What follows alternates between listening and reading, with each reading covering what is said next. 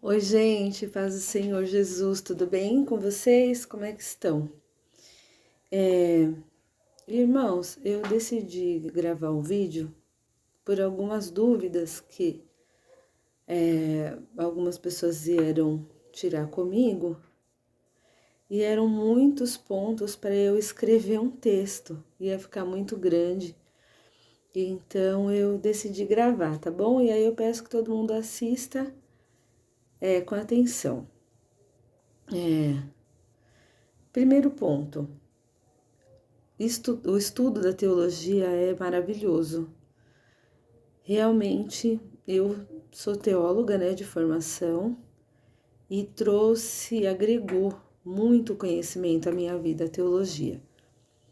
Só que quando a gente vai estudar a teologia, a gente precisa estar atento ao método utilizado, né, pela instituição de ensino onde a gente vai estudar. Então, existe o método histórico gramatical, que é o método da interpretação da Bíblia, que vai focar no texto. Então, vai fazer a interpretação do texto. E existe o método histórico crítico, que vai analisar o tipo de caligrafia que foi escrito, a linguagem. Então, ó, até aqui a gente vai ver uma caligrafia, a partir daqui é outra. E esse método histórico-crítico questiona e vai colocar à prova quase toda a escritura. Então, por exemplo, pelo método histórico-gramatical, nós cremos que realmente quem escreveu o Pentateuco foi Moisés.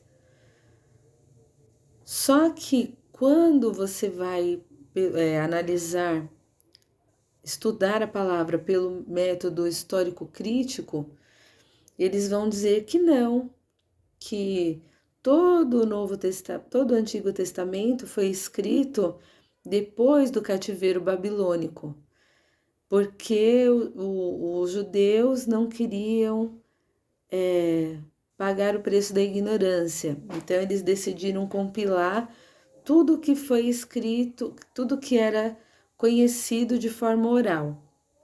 Só que tem um problema quando a gente analisa isso. Jesus disse no Sermão do Monte várias vezes: vocês viram o que Moisés disse. Então, quem atesta a autoria do Antigo Testamento, né, do Pentateuco, os primeiros 5 livros da Bíblia, por Moisés é Jesus. E aí é que está o problema do método histórico-crítico. Ele nega, né? É uma forma de interpretação que nega as escrituras, o que está escrito. E isso é um ponto. E aí a gente precisa tomar muito cuidado com o método de estudo quando a gente vai estudar a teologia, para que a gente não acabe negando a própria palavra de Deus. Isso é um ponto. Agora, sobre algumas coisas, né, que foram ministradas ontem na igreja. Primeiro ponto, a cidade ali onde foi feita, né, a libertação do endemoniado gadareno. Gadara, né, uma cidade chamada Gadara. Essa cidade faz parte de um grupo de 10 cidades chamada Decápolis. Então, Deca, né, do grego 10, né, Deca, 10 cidades. Polis é cidade em grego e o Deca 10, né? Então, 10 cidades. Essas cidades estão ali perto do Mar Vermelho, perto do Mar da Galileia, e hoje elas fazem parte do território da Jordânia. O que acontece? Embora elas estavam ali naquela região, né, de Israel, elas eram meio que um domínio grego. gerenciadas, né, através de uma cultura helenística. Então, dentro da cultura grega, eles não acreditavam nem em demônios, nem em anjos, nem na ressurreição. Então, tudo que é espiritual era bom. Tanto é que Sócrates, ele se matou tomando cicuta para provar a sua teoria, né? Que na carne nada presta, nada se aproveita na carne, que tudo de bom está no espírito. Então eles não acreditavam nessas questões, tanto da, da existência de anjos como de demônios e outras, né? E enfim, ressurreição. Quando Jesus liberta um endemoniado no território deles e envia os demônios para esses porcos que se suicidaram, é verdade, houve um prejuízo financeiro, mas houve um prejuízo cultural. Jesus conseguiu provar com a libertação daquele endemoniado que a maneira como eles criam era mentirosa, porque há uma realidade espiritual, as pessoas ficam endemoniadas sim. Isso foi um confronto para eles, né? A vitória de Jesus sobre o mundo espiritual que é real. Então, Jesus, ele prova que a maneira como os gregos viam o mundo espiritual estava equivocada, né? Isso foi um ponto muito importante para que Jesus fosse convidado a se retirar dali. Porque quando você desmente a religião de um lugar, você traz muitos prejuízos, inclusive econômicos, para aquela região. Então, foi um dos pontos que levaram Jesus a ser convidado a se retirar dali.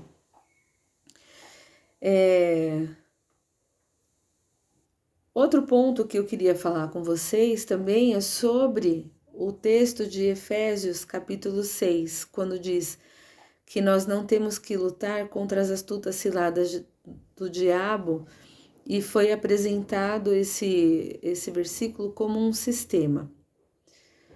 Ok, é nisso que eu não consigo assimilar o método histórico crítico como forma de teologia.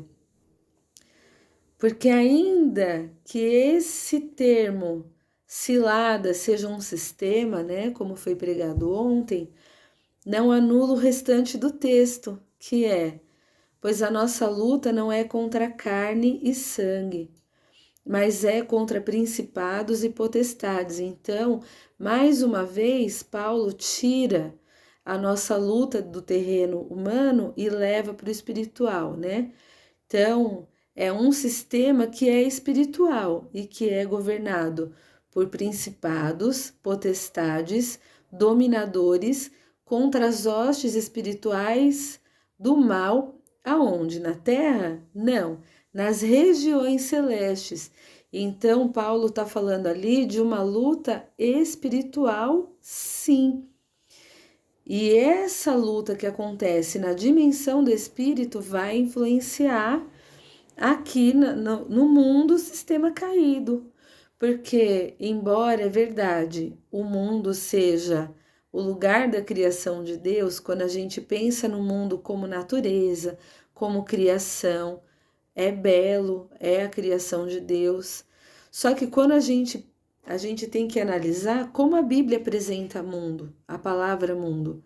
A Bíblia apresenta o mundo como criação de Deus, mas a Bíblia também apresenta o mundo como um sistema. Então, o apóstolo João, ele vai falar lá na primeira carta a João, de João, né? Não ameis o mundo, né? Porque aquele que ama o mundo, o amor do Pai não está nele. Então, o que o João está falando ali? Que a gente deve odiar a natureza? Não, que a gente deve odiar esse sistema, porque quando a gente abraça o mundo como um sistema para a gente fazer parte dele, a gente está negando a nossa vida em santidade, porque o mundo é corrompido e isso Deus não vai aceitar. Peraí. Então, a nossa luta não é contra a carne, nós não revestivos da armadura de Deus, né? Por que que a gente tem que se revestir? A gente tem que tomar uma segunda vestimenta, porque para que a gente possa resistir contra as astutas ciladas do diabo, que pode ser configurado por um sistema, tudo bem. Só que dentro desse sistema há uma organização. Então, quando a gente pensa em principados, é uma categoria de demônios que agem sobre uma região. Quando a gente pensa em potestades, é uma categoria de demônios que agem em áreas específicas. Então, a gente vê que, na prática, isso acontecer. Uma onda de suicídios, uma onda de feminicídios, são demônios que vão agindo em áreas específicas, né? Peraí, gente, que eu tenho outras coisas aqui para falar. Então, não tem como negar a realidade espiritual da qual nós fazemos parte. Então, eu também vejo as pessoas falarem assim: porque Jesus não entrevistava demônio, não fazia show, não dava espetáculo. Mas Jesus não estava com o microfone na mão, entrevistando ninguém, aparecendo na internet, mas ele perguntou sim para o endemoniado gadareno: qual é o teu nome? E aqueles demônios que estavam ali falaram: Legião, porque nós somos muitos. Então, o Senhor Jesus falou com aquele endemoniado. E embora eu entendo que o papel da igreja não é ser salvo como um fim em si mesmo, a gente é salvo para ganhar outras vidas. A gente é liberto para libertar outras vidas, mas não tem como negar a obra da libertação. O papel da igreja de expulsar sim demônios, de operar sim curas, porque foi isso que Jesus fez. Embora ele pregou o reino, ele, ele ensinou, mas ele curou, ele libertou. E ele disse que nós faríamos as mesmas obras que ele fez e ainda faríamos maiores do que as que ele fez.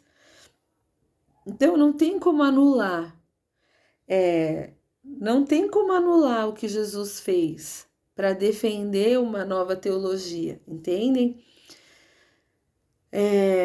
Deixa eu ver o que mais que eu anotei aqui para tirar todas as dúvidas. Ainda falando sobre potestades e principados tal, Agostinho, que é um bispo do primeiro século lá, né? O bispo de Hipona, do início da igreja, um dos pais da igreja, ele organizou essas ordens, né, angelicais. E a gente consegue entender que quando os anjos foram expulsos do céu, eles conservaram a sua patente. Então, por exemplo, o meu esposo é policial militar bombeiro, ele é um bombeiro, ele é cabo. Ainda que ele se aposente hoje, ele sempre será um cabo PM reformado.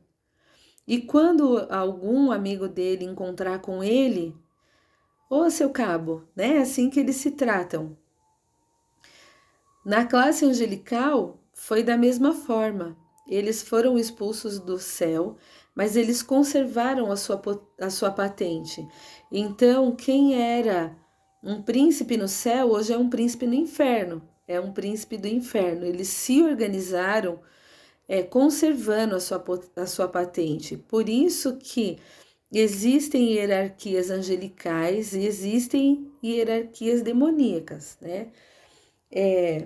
E outro ponto, meus irmãos, que a gente precisa entender. Hebreus está escrito: não deixando de congregar. como é costume de alguns. Eu aprendi, né, na faculdade, em liturgia, que o culto é o encontro celebrativo entre Deus e o seu povo e da comunidade com ela mesma. O próprio salmista diz: quão bom e agradável é que os irmãos vivam em comunhão. O lugar em que a comunidade se reúne para ter comunhão consigo mesma, né? Então, para ter comunhão entre os irmãos e para louvar a Deus é a igreja. É a igreja. É onde nós seremos alimentados, é onde nós seremos renovados, é onde nós encontraremos outras pessoas com a mesma visão, com a mesma que desfruta do mesmo ideal que nós, né? Da mesma cosmovisão. E a gente precisa dessa comunhão, a gente precisa desse renovo. Então, não pensem que a saída é deixar a igreja de lado, porque tem muitos que se perderam. Não, a gente não rasga R$100 legítimo, porque existe um R$100 aí falsificado rodando, não é isso? A gente não rasga dinheiro verdadeiro porque existe o dinheiro falso. E no evangelho a gente não rasga aquilo que é a verdade porque existem pessoas falsificando a verdade. A gente fecha com a verdade. E para encerrar, eu preciso falar com vocês sobre essa questão da visitação do Espírito. Eu vi já até em alguns podcasts que estão rodando por aí, as pessoas falando que não se deve falar. Então eu vou usar como exemplo aquela música lá do Kemuel. Santo Espírito desce como fogo. Aí as pessoas falam que é um absurdo a gente pedir para o Espírito Santo vir ou descer se ele habita em nós. Irmãos, preste atenção nisso que eu vou falar para vocês. Jesus ressuscitou, ficou 40 dias pregando para os discípulos e depois ele soprou o Espírito. Recebeu o Espírito. A partir dali, os discípulos tinham o Espírito Santo? Tinham, todos eles. Só que Jesus, ele dá uma ordem. Ficai na cidade de Jerusalém até que do alto sejais revestidos de poder. Quando a pessoa aceita Jesus, ela recebe o Espírito Santo de forma instantânea. Mas nós precisamos desse revestimento, porque é esse revestir que nos capacita para a obra de Deus. Então, Pedro, até ele ser batizado com o Espírito Santo, ele era um. É inegável a transformação que ele sofre após o batismo com o Espírito Santo, porque é no batismo com o Espírito Santo que a igreja é equipada. Paulo diz que as coisas do Espírito só podem ser discernidas espiritualmente. Vou dar um outro exemplo, porque eu creio no método alegórico que a Bíblia usa, né? De alegorias, de teatros, de representações para a gente entender verdades espirituais. Então, Jesus curou um cego e falou: você está enxergando? Ele, mais ou menos, eu estou vendo os homens como árvores que andam. Esse é o primeiro toque que a gente recebe quando a gente aceita Jesus, mas a nossa visão ainda está meio turva. Então Jesus tira aquele homem, leva ele para um lugar em que está só os dois e dá o segundo toque. A gente sempre vai ver esse padrão. Então, ainda usando o mesmo texto de Efésios, revestivos de toda a armadura de Deus. Não está falando de uma pessoa que está nua, mas de uma pessoa que precisa de um revestimento. Então, o soldado, ele usava por cima da sua vestimenta uma armadura. É assim que é a unção do Espírito Santo. E negar isso, negar esse fato, é negar a história, por exemplo, dos reavivamentos que a igreja viveu. Não tem sentido orar por avivamento, ou até mesmo aqui no Brasil, que as pessoas esperam tanto um avivamento, se não houver o segundo toque do Espírito. Se a gente não tiver que receber esse segundo toque, que é onde a gente vai receber os dons do Espírito. E quanto mais a gente é cheio do Espírito Santo e produz essa nova vida em nós, essa nova consciência em nós, é que vai ser possível para nós produzir o fruto do Espírito, que é o amor, alegria, paz, longanimidade, benignidade, bondade, fidelidade, mansidão, domínio próprio. Contra essas coisas não há lei. Então, para que a gente produza esse fruto do Espírito em nós, nós precisamos desse revestimento com o Espírito Santo. Então, é óbvio que o Espírito Santo habita no crente, mas o manifestar desse poder a gente precisa receber de Deus. É por isso que a gente ora e pede para que o Espírito Santo nos encha e produza em nós esse poder. E por que que a igreja está tão fraca de poder? Porque deixou de buscar esse poder. Nós precisamos desse poder. Então, cuidado, porque toda hermenêutica ela deve ser acompanhada de uma boa exegese. E na exegese é o texto que fala. Você faz perguntas para o texto. Para quem ele foi escrito? De que forma? Com qual intenção? O que o autor queria produzir? E aí a hermenêutica, ela vai contextualizar, né? É onde você vai achar aplicação para esse texto. Mas a gente não infere no texto o nosso pensamento.